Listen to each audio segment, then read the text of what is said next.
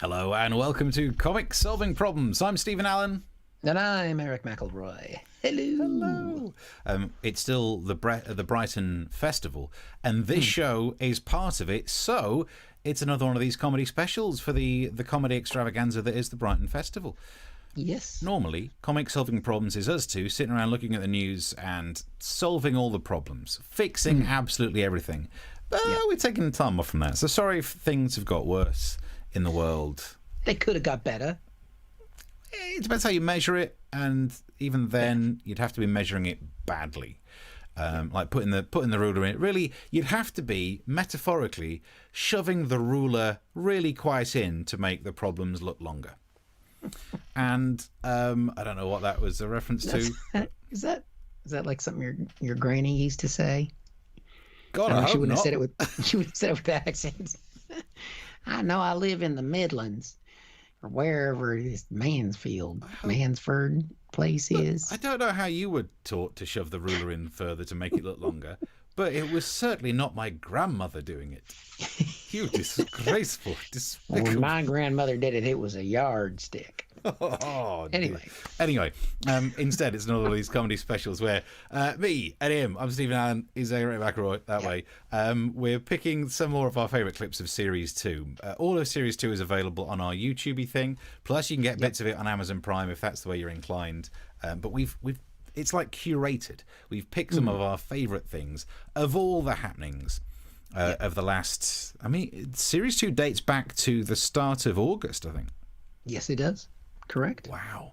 It's the truth. We've been doing this a long time. 50 episodes. We should actually work it out, but we're roughly ballpark 50 episodes worth. Yep. Yeah, I think we get a prize. It's the truth. 60 something. Yeah, Maybe we get our jobs back. No, that's never happening. Never happening. That's not happening. We'll be talking about some of the news that we've enjoyed. I mean, look, there's always news trickling along that we enjoy. Recently, I know we were both talking on the phone about how much we enjoyed that Lawrence Fox guy being sued for calling people paedophiles. It's like he's reached the end of level bad guy in the game of, well, you can't say anything these days. What do you want to say, paedophile? You can't say, oh. So that was fun. What other little news things were fun? Just lots of fun. I mean, we have fun. We do the show twice a week because we're doing it, obviously, right now, special as part of the festival every Tuesday and Thursday. But we do it outside of the festival as well. Yeah. So this is festival now. That's why we've got the festival spirit and vibe. Did you enjoy the story about Chester Zoo? One of their orangutans got pregnant and they gave it a pregnancy test and it tested negative. But still, however many months later orangutans come out, little baby orangutan. Wow. Yeah. Apparently they were recording the test results using the government's copy of Excel. So that shit's going to happen. That's a lot of orangutans. Oh, God, they're in the ceilings. It's finally happening. 2020, the Planet of the Apes. It's all happening. You know what, though? That's the thing. If they remade Planet of the Apes now, the bit where he works out, wait a minute, it's Earth, he wouldn't drop to his knees and say, you ruined it. You ruined everything. It would be like, yeah, you know, I like what you've done with the place. It was pretty shitty when I left it. So, yeah, we should remake that. Another sketch we didn't make. That's right. Yes. So this is special part of the Brighton Fringe, looking back at some of our favorite bits. But as always, you can check out the YouTube channel. You can subscribe to it if you want to. And if at any point during the show, like now, you enjoy what we're doing, or if you want to stop us from doing it more, you can buy us a drink. That would be very much appreciated. Yeah. All right. Am I presenting my first piece? Yeah. So of all that's happened since August, what have you picked for us? This is, we try and present it as problems that we're going to solve. We still haven't solved any problems, but we look at them. So this is a problem that I brought up, and it's a problem because I'm not originally from the United Kingdom, and this was a problem back from my people. You ready for a problem that needs solved? Probably more than any other problem, I'm going to say, in the world. Okay. And that problem is basically one word, and that is America. Good point. It's my home country, Steve, and I've been living away for 20 years, and I look at it and I watch what's going on, and I just there's problems at all the different levels of society. We're going to start in a minute with the simple folk, right? Mm-hmm. Some people might have seen this. It went up viral in the last 24 hours, and these were people protesting, which is normally a good thing. I don't mind a little bit of a protest now and then, if long as for the right reasons. But these people were protesting in a Target. Which, do you know what a Target is? No, tell us, inform us. Is it some sort of clothes shop, is it? Well, it's like a Tesco superstore. Okay. So, but they've only just added food in the last few years. It started as more the part of Tesco that doesn't have food. It's a gigantic store. I mean, to be fair, it's very convenient. There's loads of them because it is easier to shop in America than it is here. So we still have that going over the Brits. But they're protesting essentially in a Tesco superstore. And here's the protest. Take off your mask! Take it off!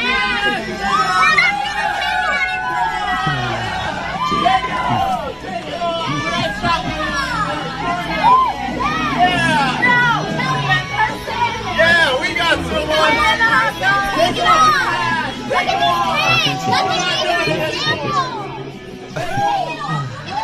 off! These first couple things you're going to notice from that, Steve. Notice, they're all white. Yeah. It's just something there about the fact that there's just a level of privilege going on. Look at how much we're suffering. Oh my God, I get sunburned and I can't do it with a mask. And I'm just so sick of living in one of the richest countries on earth and having to spend my time in Target rather than go to the fancy mall. I mean, these are people who have never struggled, Steve. So we've got that base level of idiocy in America. That's a problem. But then it starts to go up. And we've got, and we're used to having an idiot president. But he's not the only idiot that wants to be president, which we can see here. Kanye, who's running for president, he's got campaign staff. He's struggled to get on the ballot, but he's warned his staff not to fornicate. Good advice. I mean, it's an interesting agenda that he's put forward. That's the first policy I've actually heard him talk about. And Steve, I haven't really talked about the Kanye candidacy. I haven't really talked about Kanye very much, partly because I'm not a fan, but I don't know. I mean, he's like this person that's a celebrity. I guess I suppose he's talented. It's not my music. I mean, if it's not Kenny G or John Denver, I struggle. Yeah. But I mean, I guess he can run for president. Sure. I mean, the bar for president has been pretty much lowered. Yeah. But he hasn't really said a lot about what he wants to do, what his agenda is, other than stopping his staff from having a good time. I mean, to be fair, maybe stopping fornication is a good thing because then it stops people being born who are protesting in a Target. Maybe that's what he's trying to do. Yeah. Maybe there's a whole level of game work here that I don't understand. I do know that he did send out this message. Wow. Yep. In case you're wondering what's happening there, Steve, that is Kanye has, much like us, he's turned to streaming. It's popular. Everybody's doing it. He is, I guess he thinks that qualifies him to be president. He's pissing on Grammy. What does Grandad think about that? Oh, Steve. It's a Grammy, not the Grammy. I mean, I guess that is a qualification for being president. I mean, normally, the current president gets pissed on. Kanye's switching it up. He's just something different. Oh, and you think, well, how do we know? Because we don't see anything other than the shoes and the stream and the Grammy and the toilet. Yeah. How do we know this is Kanye's wee-wee? Because he tweeted it. Okay. And trust me, I won't stop, which could mean that he's got a prostate problem.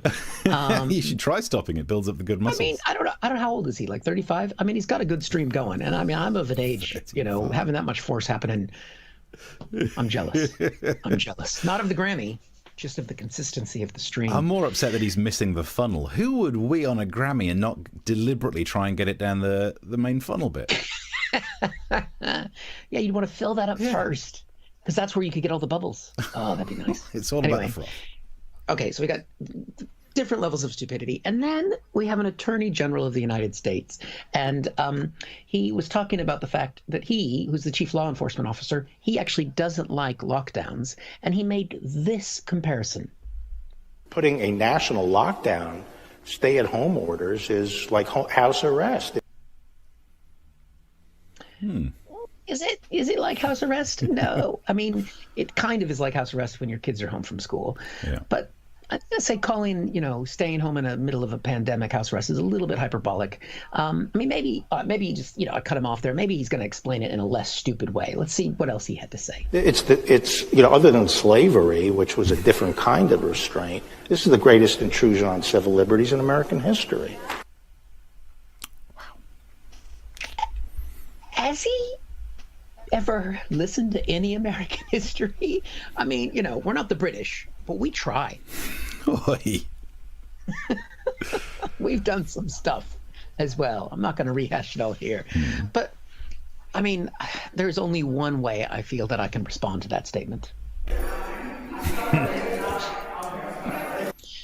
But I do want to end this section on the problem of America. It's not all problem. It isn't a problem with just the people or the media, celebrities, or the attorney general. There are some people that still give me hope in my home country. And it's the woman who filmed the anti-maskers at the Target. And she said something that I thought was beautiful. Take your mask off! Yeah, take it off! Fucking idiot. Good time. Still good. When we did that, I was going to say, because it was only after the event that you titled that whole piece, which is probably available on social media, Dumb Americans. Yeah. Which is a shame, because now every time, because when you sent the clips through, the Bowie song Young Americans just comes into my head. But now I keep singing, We Are the Dumb Americans. Oh, yeah. That's the new remix. It's worth doing. Remix. Yeah. Depends how you vote in November, but Yep. But I was just watching that back again. I was just pleased about one thing, which was the correct use of the word hyperbolic. And it reminded me of the time that I was on national television, because I'm not on the MASH report, but I've gotten a little bit of TV exposure over the years. This guy's famous. This guy over here. 2014, I was being interviewed, BBC, Sky, I can't remember, and because so many, and it's usually those two, and I was talking about the Scottish independence, and live on air. So, and I said, I was giving an example of something, and it wasn't very clear, the subject I was talking about. So I said it was a bit opaque. And I said the word opaque. And in your mind, when you're speaking, in your mind, it's like, does that mean unclear?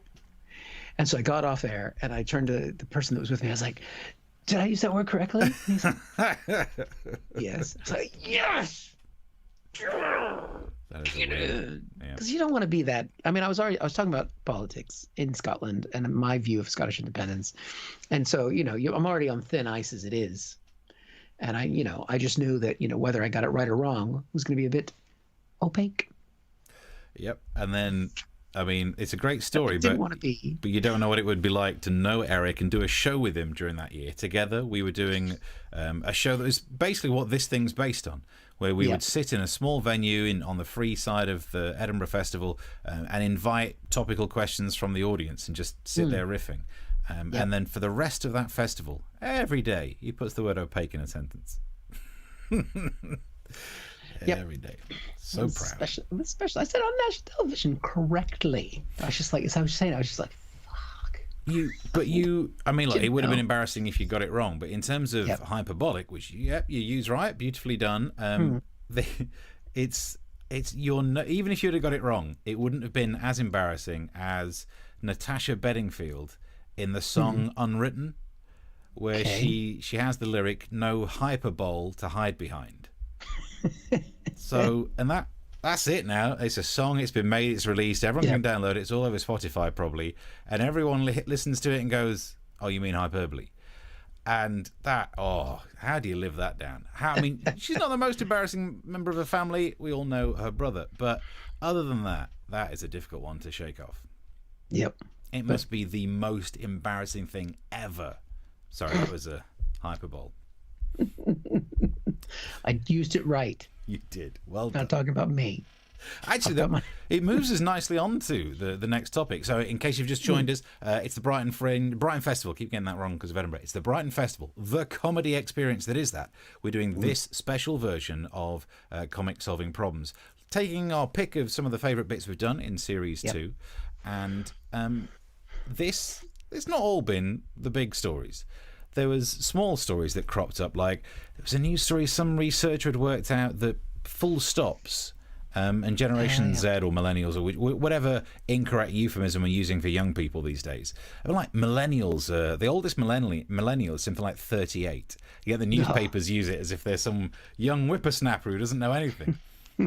So maybe it was Gen Z that they were talking about, and the fact that some punctuation wigs them out. We dealt with it in this way. Here we go. It's the first part. Gen Z, intimidated by full stops. Linguist issues warning. What are you meant to do at the end of a sentence? Well, you don't need to put full stop because you send the message. See, this is the real issue of this story that no one's discussed.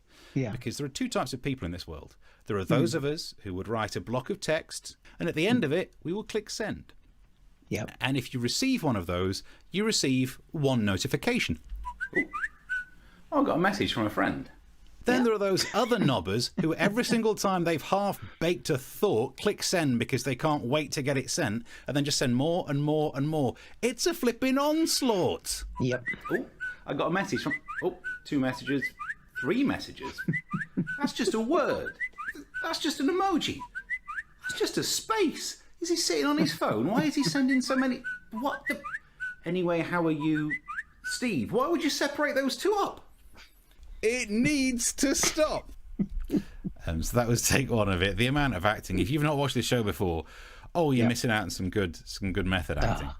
Very good. But then, look, we don't just pick these frivolous stories and do a light touch. We dig deep to see what are the actual connotations of these news stories. So bearing in mind, we've just found out that Generation Z don't like full stops. Okay. We concluded this. I understand their logic. If you are going to click send when you've finished typing, you don't need a full stop. But then the result should be Generation Z say, I feel like you don't need full stops. Not, I'm intimidated by it. Why bring emotion into it? Because then you get to be the victim of punctuation. And it means at some point, someone at work will have to have a meeting that goes like this. Well, thank you for coming to this HR meeting. Jonathan, I'm afraid we've had some complaints about your behaviour. Simon, I wonder if you'd like to explain. Sometimes when you talk to me, I find it really aggressive. I'm not aggressive. Oh, he's been mean to me again. What have I done? Thank you. I don't understand. Oh, he's doing it again. Simon, I wonder if you could explain exactly how Jonathan is upsetting you. When you finish sentences, it means you'd be using a full stop. And I just find full stops really triggering. Full stops aren't aggressive. It's just a part of speech. It just did too. No, the one in the middle was a semicolon. I don't really know how you use those. Yeah. You know, I just... Oh! Now what? You abandoned the sentence and that would be an ellipsis? That's 3 dots. No, I'm sorry, but sentences end. It's not aggressive, it's not shutting you down, it's not attacking you, it's just language, period.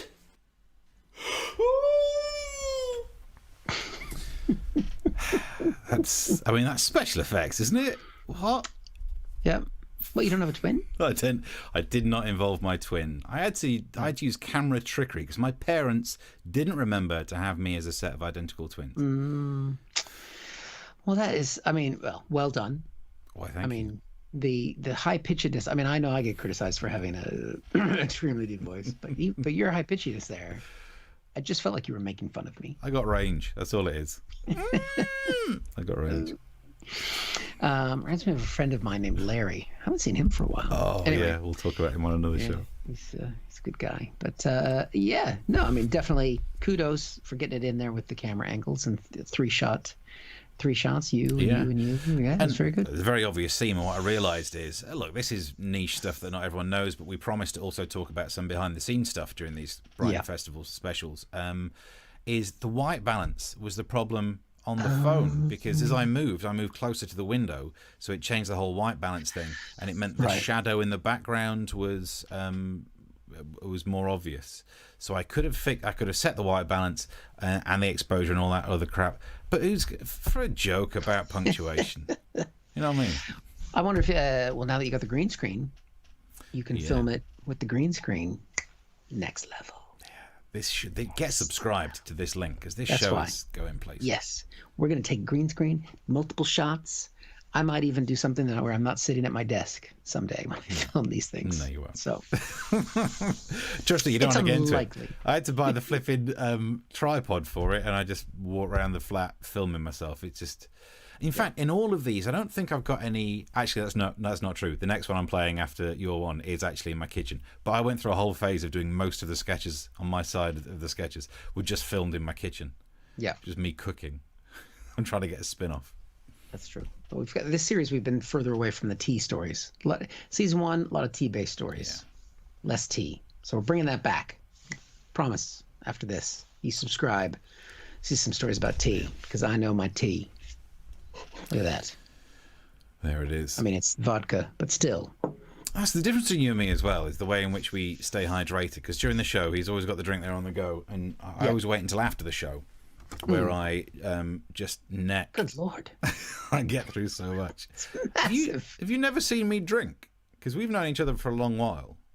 Yeah, but you don't drink during shows, and we don't spend any time with each other on a personal level. So my other half has an issue about the way in which I stay. So what's that? That's just under a litre. I'm not at my most thirsty, but maybe I'm northern. Maybe this is why I drink that. But this is how I stay hydrated, right? For me, this is a normal drink. Okay. 1 Mississippi, 2 Mississippi, 3 Mississippi, 4 Mississippi, 5 Mississippi, 6 Mississippi. Now that is the amount of water that one requires in a drink.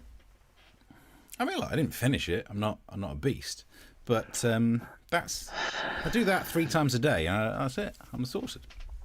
Whereas my other half, and I'm not, I don't like to mock people in my actual sphere of existence, but this is not a cruel mock.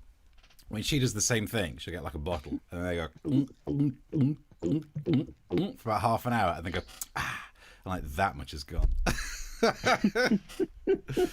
So you've shared. I mean, I've only known you for like 15 odd years or so, but no, I've never seen you glug like that. Yeah, I just do that like 3 times a day. Okay. I don't know, because I'm very efficient. I don't know why people spend all day with their small sips. Glug 3 times a day. I have more than enough water to keep me going. And look, this is why every time I play a short clip in from a news bulletin, we come back and he's like, swirl. That's going to get us some of those ASMR listeners. Bit nearer the mic. There it is. I've lost track of what we're doing now. It's your go to play a clip. Right. So this is our Brighton Festival special, where we're taking some of our favorite bits from Series 2 of Comic Solving Problems, where we're solving problems. There's lots of problems. We sometimes deal with a lot of problems from... It's Comic Solving Problems, where comics were solving problems. Woo.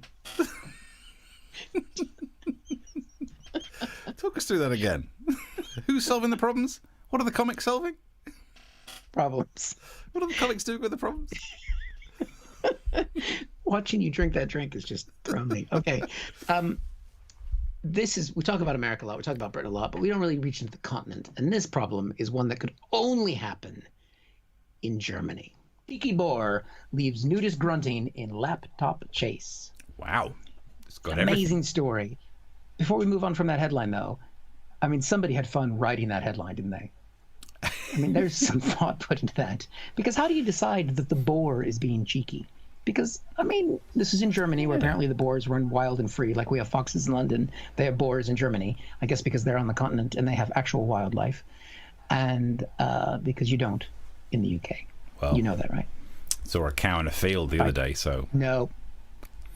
Sheep. Nothing.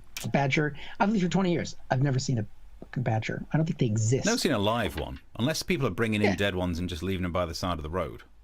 Yeah, the most wild thing around me are my kids. Anyway, so this boar basically ran through a park where it was sort of clothing optional, and it grabbed somebody's bag, and somebody chased it. And I think part of the reason they had cheeky in the headline was because this was the picture that came with that headline. Oh, there's some cheeks right there. Cheeky boar. I don't think it's the boar that's cheeky. It's the man who's lost his laptop, which was apparently what was in the bag. So he's going full tilt to get it. And it's just beautiful. It's a little herd of boar there. Yeah. And, you can see the people in the background enjoying themselves because it's in Germany. To them, this is high comedy. They don't do stand up. They just get the boars loose and put some meat on a laptop. I mean, if you're going to run after a laptop, we've got another image, I think, of this as well. There's another angle here, as it were. Why have they blurred this one's that been one digitized. out? Yeah. I don't know. This one, I mean, he's going full tilt. I think what kind of laptop is worth running naked for, Steve? I mean, I used to have a Sony, and that was quite expensive back in the day. I mean, definitely if it was a MacBook Pro, you'd run after that. I mean, now I've got a Chromebook. I mean, keep it. You can fucking have it. I'm not going to go for that. But this was the third. They blur out his ass, but not the pigs. That's nice. I know. look Hey, at careful who you're arsehole. calling a pig in this story, okay? It's a boar to you. That's the preferred I've just term. misgendered a swine. Now here it looks like the boar's got his foot in a box, or else they've covered up his foot. I don't know, maybe he's got a tat. Doesn't want. They're really not good at covering up the nudity, are they? But look at that. He looks like a toddler. This belly, the man. I mean, this picture is so beautiful. Yeah. This is the problem with taking a break, is that we can't ever take breaks again. That's the problem we have to solve. There's no more breaks because we miss things like this. What I like is all the people around him looking on, doing nothing to help. All those people just watching this man run buck naked, which he was allowed to be because it was kind of a place where you were allowed to be clothing optional. Well, this is the thing. I'm looking at that though, and I'm realizing it's not that popular to be naked around there because everyone else seems to have remembered clothes. Well, would you want to have your bits hanging out with boars running around? Yeah, I mean, do you know what I mean? He's got a grip there on that laptop bag. And it was, watching that and looking at the man's image there, I thought, you know what, that does remind, the way he's running after that boar, just the way he's standing there, it reminded me of something from back in the late 80s, early 90s in the U.S. And I thought, I've seen this guy before. And I think we've got a picture of it right here. There he is. Look at Nice. that. That's him. He's got a laptop in his hand. Yeah. But the reason why he's got all that hair is because that was back in the 80s. And we didn't shave everything back then. That's true. Those were the days. Yeah, those were the days. Yeah. You can have proper growth. Let's not get into the details. Wow. We covered the big stories this year in this season. Yeah, of course it was big. It was the Sasquatch. They're massive. Yeah. There is a bit where they pixelate his bottom, and it is a bit like that's not how he's going to be recognised. If you're trying to protect his identity, cover his face. Unless maybe I would imagine he's a superstar in Germany now. I know they're looking for a new, because Angela's retiring, isn't she? So they must be looking for a new chancellor. Do you think in nudist places they do learn to recognise people by their body parts? Butts? Yeah. Yeah. Well, I don't know. I mean, I've not been to a nudist place. I've only been to that one once, and I wasn't there long enough to get to know people's bottoms. Could you explain quickly why, in case people don't know what we were referring to? Just leave it hanging out there, which is actually their motto. They just say it in Latin. Yeah, probably one of the, I would say, millionth saddest things to happen from this pandemic is that I was booked to do a gig at I always say the wrong word, naturalist. Yeah. I get it wrong every time. My wife always corrects me. When I'm like, honey, we're off to the naturalist. No, we're going to the... It's better to get it wrong that way than it is to get it wrong by saying Sir David Attenborough is one of Britain's greatest naturists, because that is a mental image. Yeah. These are my balls. But I was booked to do one of those, but I didn't get to didn't get to go.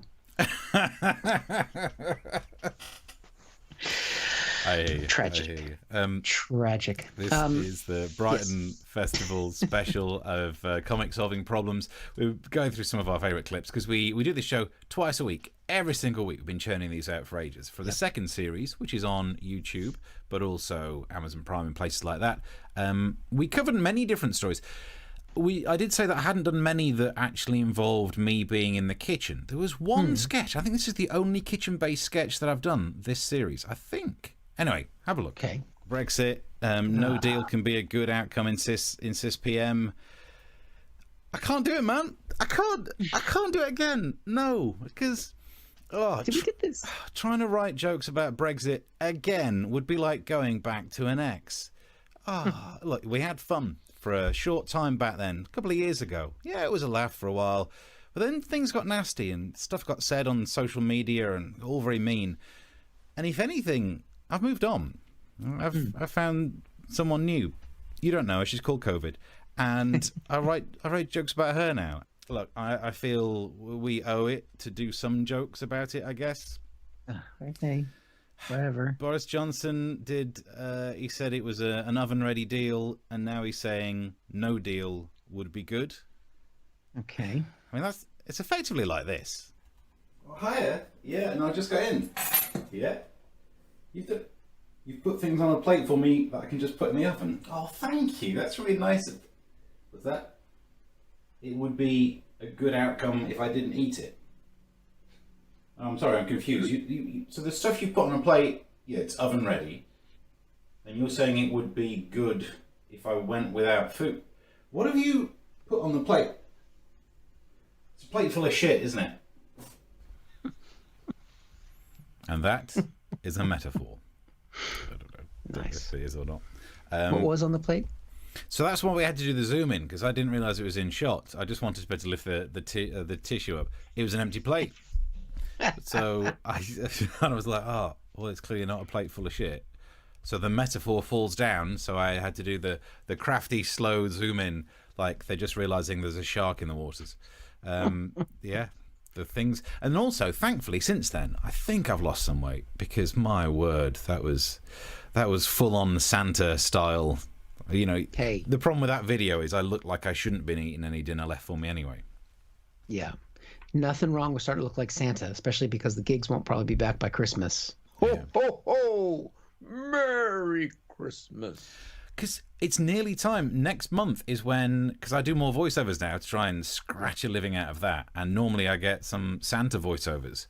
Seriously? Yeah. So, hey, if you've got any adverts that you need making that requires a bit of the old, ho, ho, ho, hello, then I'm here.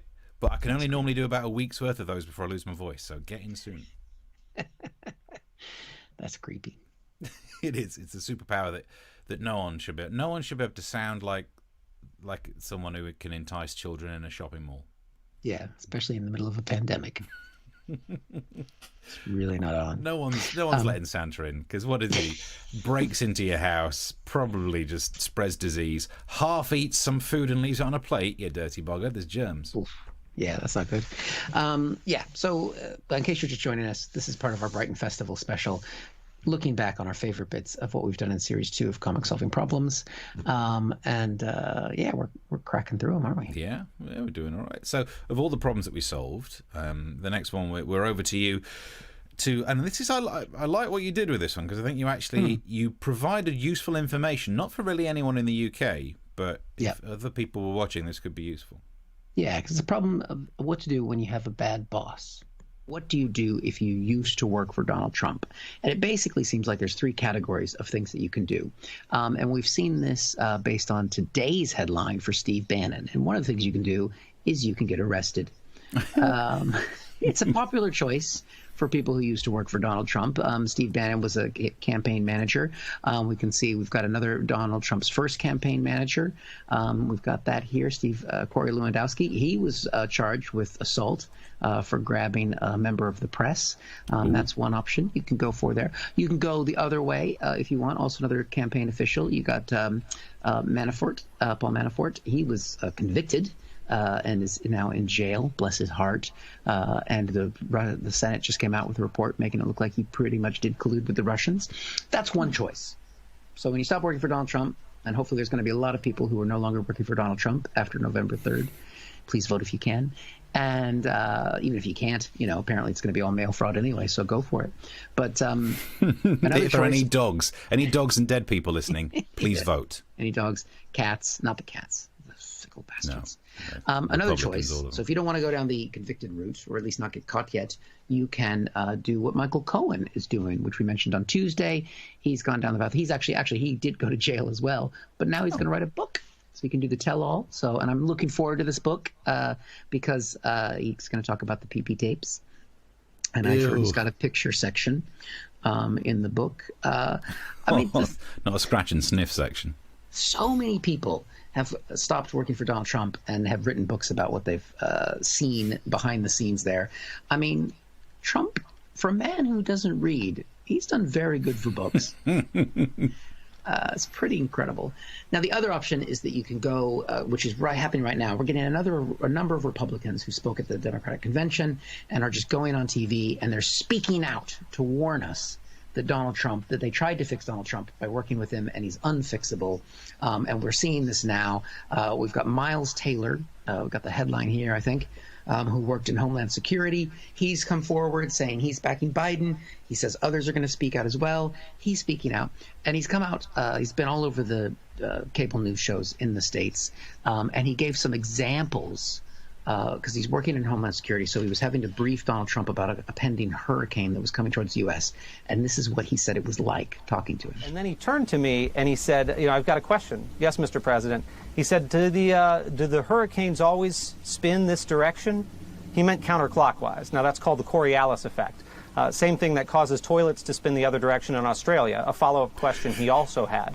But this is what the president was focused on. Americans were in the path of a deadly hurricane. He needed to get out there and tell them to evacuate, and he was just marveled at the way that hurricanes spin, in a way a third grader might, learning about earth science. Steve, that is a terrible thing to say about third graders. They are smarter than that. Yeah. And it's science. You can see it swooshing there. So, that's how it works. Other way. I love the way you started speaking about the need to evacuate. Well, it's a good job you've been studying toilets. It's another use of them. That's something that Donald Trump would understand. Miles was pretty harsh in that interview about what he found working for Donald Trump. And of course, as in America, because we can do lots of things with political campaigns, his commentary on what Trump would be like if he won re-election has already been turned into a campaign advert, which we have here. The president's reelected, the guardrails will be gone. We should expect, quote, shock and awe if the president wins a second term. You will see a flurry of executive orders. You will see the president pull out of foreign alliances. You will see the president align with dictators around the world. And if right now we're less safe because we have fewer friends and stronger enemies than before, you can expect to see that on steroids in another 4 years of the Trump administration. I'm Donald Trump, and I approve this message. Yep. Good time. What a time to be alive. Good time to be alive. Yeah.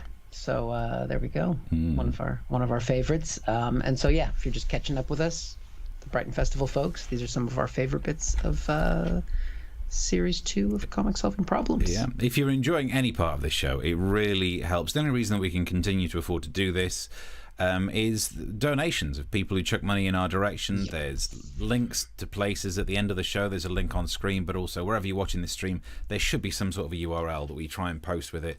That means you could chuck some quids in our directions, and it keeps the lights on. And for this show, the light's purple. Ooh, yep. And if you don't like us, I have a puppy.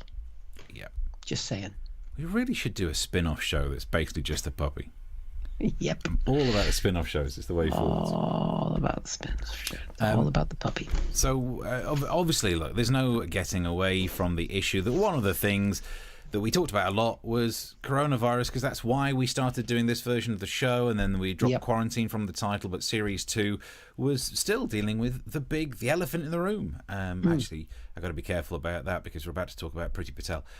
What I'm saying is the story that she made us question ourselves about was, would you would you dob your neighbours in? Would you I'm trying to think of all the East London kind of, you're a narc, would you basically snitch on your neighbours? She said she would, but then Boris Johnson made it all confusing, and it left me in a moral quandary. I'm not the kind of person who sticks his nose into other people's business, but we were being told by the Home Secretary that there was an imperative to do so.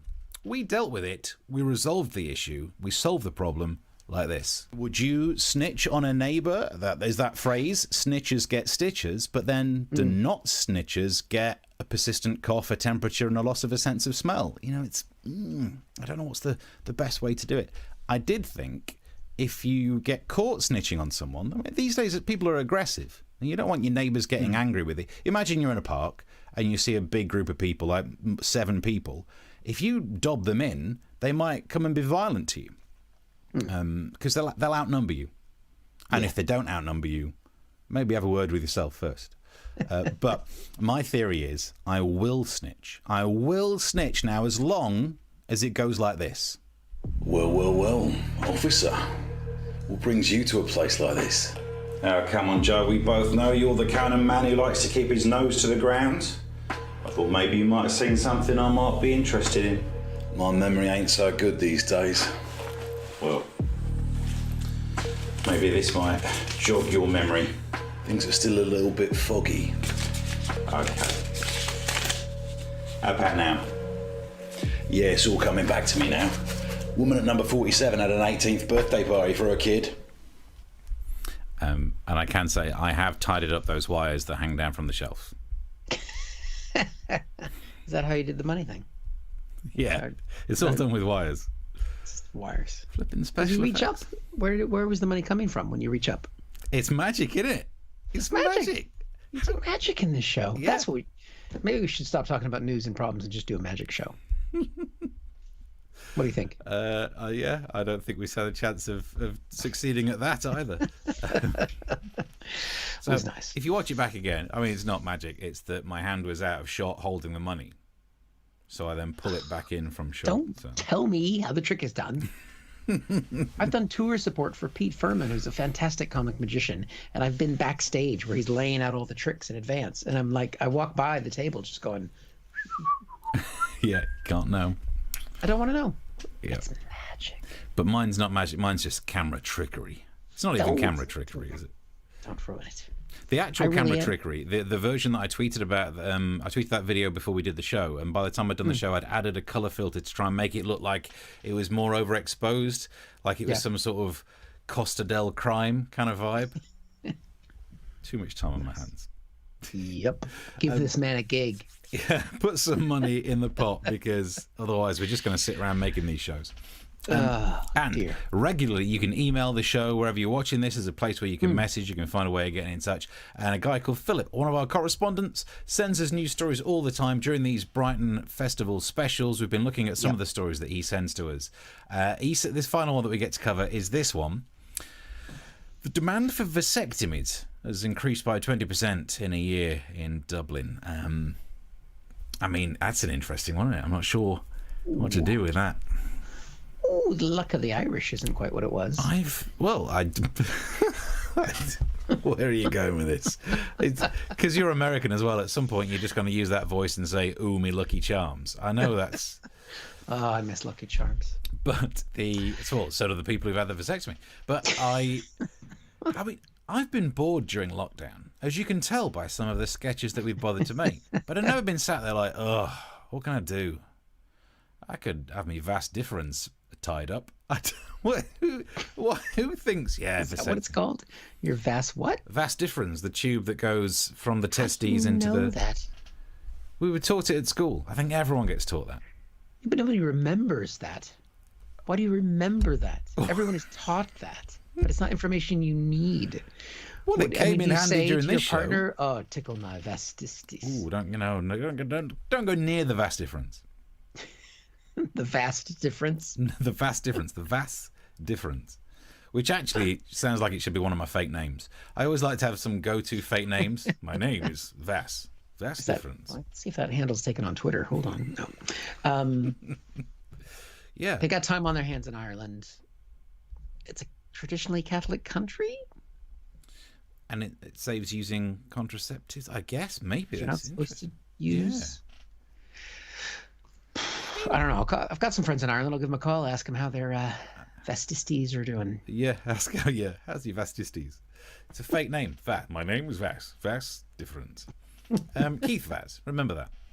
In no way is it linked, but I just thought I'd say it out loud.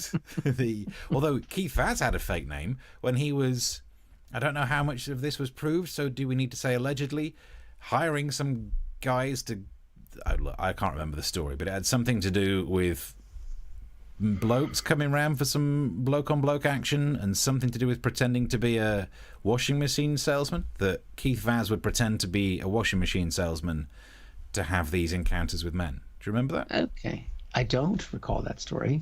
But then you don't... That might be You don't recall that your ball tube's called your vas deferens. So why would anyone recall either of those things? Both could be useful. Because the next time when we're allowed out drinking again, and you get a tap on the shoulder, and some shaven-headed, some bald-headed guy goes, "Do you want to buy a new washing machine?" You've got to think to yourself, "No, might need it later, but no." I was thinking, am I going to get a good deal on this? Remember when people used to come into pubs and offer to sell you DVDs? Yeah. Well, not only that, first week at university, we were in these halls of residence, because I went to university in Birmingham, halls of residence near the Edgbaston cricket ground, and just over the road was a pub that wasn't a student pub. It was just like a proper working class blokes go there to slam down some pints. So we're there, because we weren't the most studenty of students, so we didn't annoy them and get thrown out. And this bloke comes round, goes, "Hey mate, do you want to buy?" And he opens his coat up and pulls out the kind of plastic Tupperware box that you get from a Chinese restaurant, and he said, "Want to buy some meat?" And we bought it because we were young and foolish, and we think it was lamb. And I mean, that story was weird back then, but during a pandemic, me remembering just buying some meat from a guy in a pub. I have to say, it was pretty remarkable the first time someone knocked on my door in this country and was like, "Yeah, I got a truckload of fish. You want to buy?" I know that's not the accent, but in my mind, if I put it back into America, it'd be, "I've got some fish for you to buy. You want to buy some fish? I don't really want any fish from you. Why are you buying?" "No, you're what?" "Yeah, there's some fish in my truck." And then the lady a couple doors down from us, she was so excited that the fish man came around. She bought too much fish, and it didn't fit in her freezer, so she tried to give it to us. And I was like, "I don't want your, like, of all the foods to be selling when you don't know where they've come from." Yeah. No. Different time. It's a different time.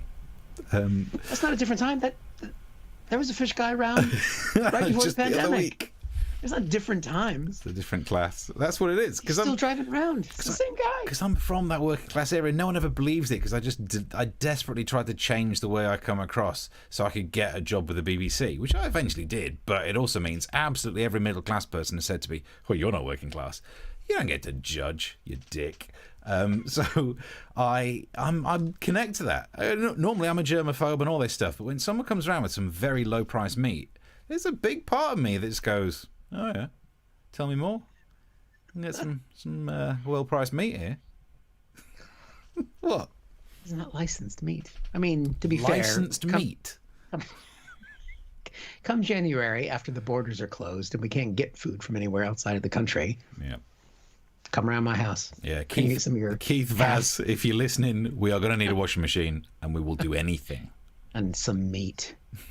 Reasonably priced meat. Oh dear. Well, look, we're almost out of time. If you've enjoyed the show, how much do you think a small Tupperware tub of meat is worth? Please. Well, you have to scout, because you went to university like 40 years ago, so you have to do the change in currency and stuff. You were doing the old money back then. How very dare you? I simply look older than I am. It was like a tuppence or something like that is what you paid for it? That's what we paid for the meat. Seems like a fair swap. Today's money, 100 quid. There's a link coming up on screen at the end, and there should be a link somewhere near the stream, a donate link. Any couple of quid you could throw in our direction would be very much appreciated.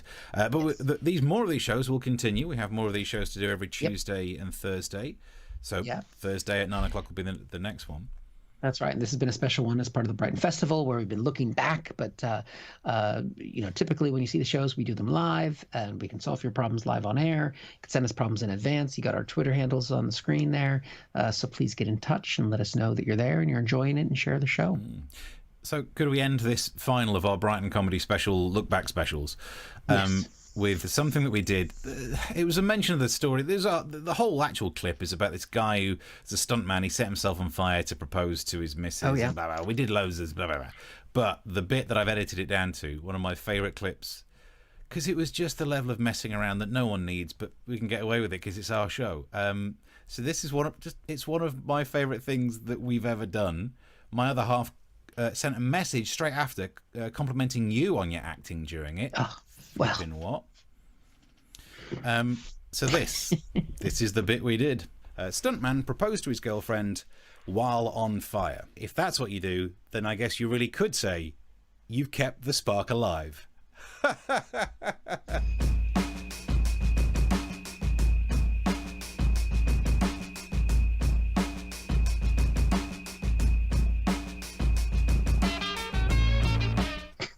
Always wanted to do one of those sitcom endings. There we go.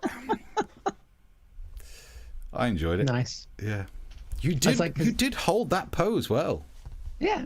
And I know you only had to move your eyes because you were going to have to click the button for the next bit. So you can see your look. Is it? Yeah. Is it? How long have we done it? Yeah. But no, when you've been married as long as I have, Steve, you learn when to freeze. Is a vision based on movement? What? That's... Oh, God. I don't have to take out the trash. Clever girl. So, look, I think we're out of time. Thank you very much for watching. Chuck some money in the pot. You know all the details. Thursday, 9 o'clock. And we're doing more Brighton Festival as well. We still got some of that left. But we'll be back. Are we going to call it season 3? Ooh, that's interesting.